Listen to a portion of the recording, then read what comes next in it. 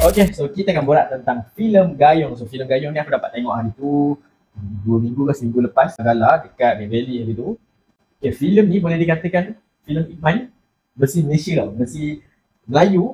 So filem ni lebih kurang macam tu lah. Ada vibe-vibe Iman dalam filem ni. So filem ni mengisahkan tentang apa? So filem ni mengisahkan tentang Datuk Mio Abdul Rahman adalah martial art untuk silat Gayung. So dia telah berhijrah daripada Taipei Perak ke Singapura untuk mencari kerja.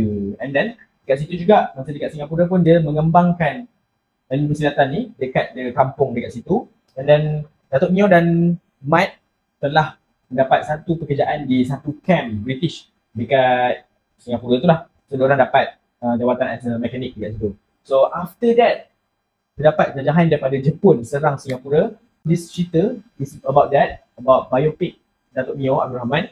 So dapat ke tak Datuk Mio tewaskan askar-askar Jepun tu, korang kena tengok filem ni dekat wayang yang terdekat dengan korang pada 8 bulan. So filem ni akan start tayang pada 8 bulan, 7 hari bulan dah start tayang sebenarnya untuk tayangan awal. Let's go lah, kita pergi kepada dia punya review.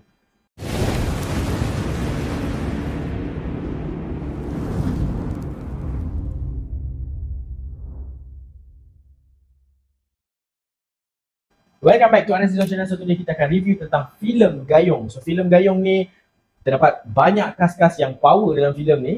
And then this filem diarahkan oleh Faizal Ishak yang bawa filem Jubana. Kalau kita pernah tengok filem Jubana dulu yang lakonan Lantodak tu kan, yang famous gila. So dia kali ni direct filem Gayung. So filem Gayung ni boleh dikatakan untuk mengangkat lah kita punya seni kesilatan kita kan. So aku amat suka filem ni.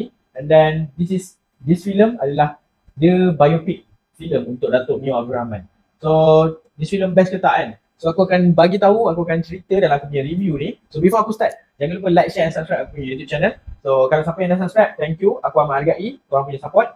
And then kita terus pergi kepada benda yang aku minat dulu dalam filem Gayung ni.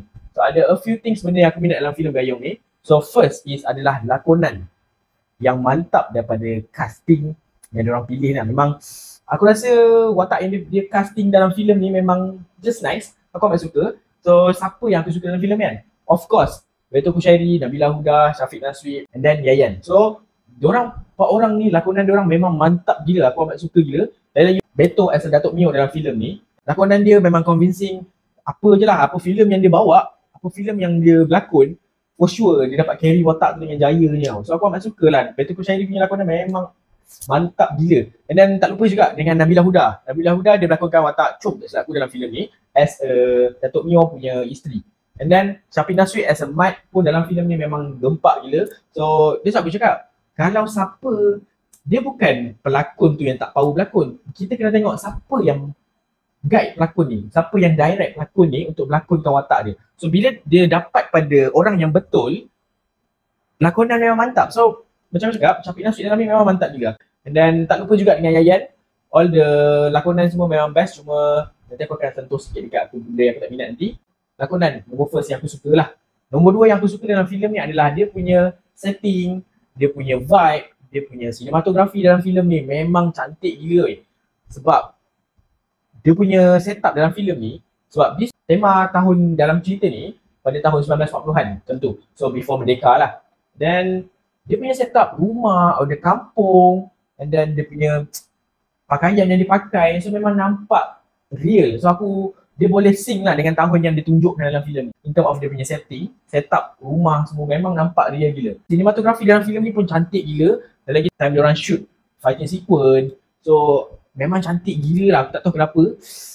Bila tengok shot-shot yang dia ambil dalam filem ni, aku rasa amazed gila bila tengok. So aku itu untuk sinematografi. And then vibe yang aku cakap dalam filem ni, tadi aku cakap pada awal video tadi kan, dia bawa vibe Iqman. So kalau korang minat gila filem Iqman, yes korang patut tengok filem ni.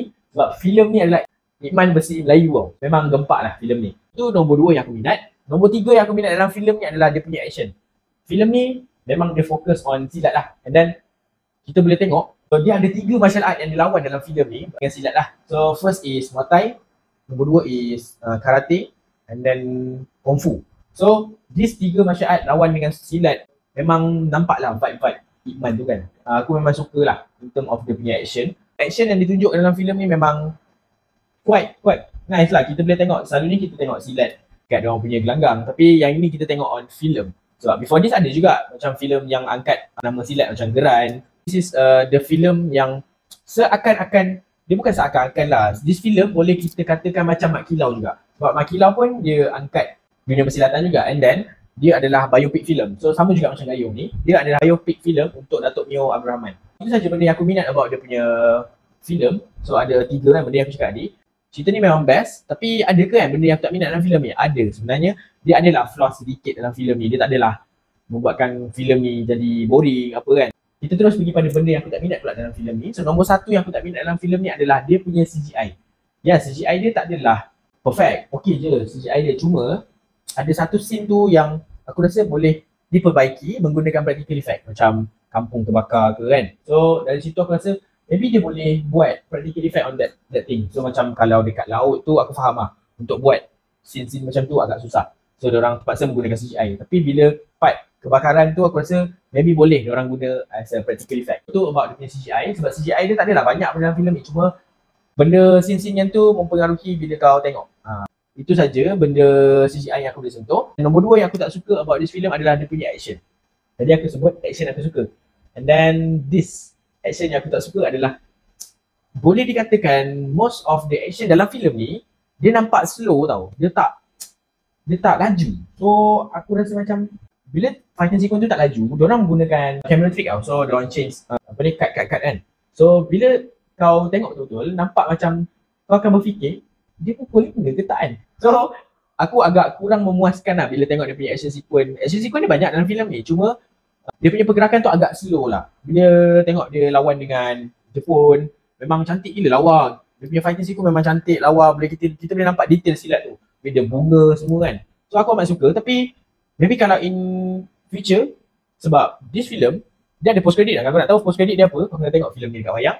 So in future, kalau this film go to Gayung kedua, aku rasa maybe diorang boleh sharpkan fighting sequence tu untuk dia punya action. So if diorang sharpkan fighting sequence tu, aku rasa filem ni aku dah boleh bagi full mark lah. Dan diorang boleh ubah CGI yang aku cakap tadi, aku boleh bagi full mark.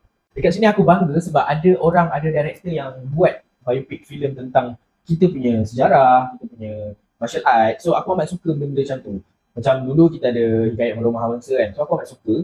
And then sebab kita banyak historical yang best dalam kita punya negara ni. So macam aku teringin nak tahu juga, sebab setengah orang tak suka nak baca-baca pasal sejarah ni kan. Tapi orang akan suka bila kita tengok filem pasal sejarah.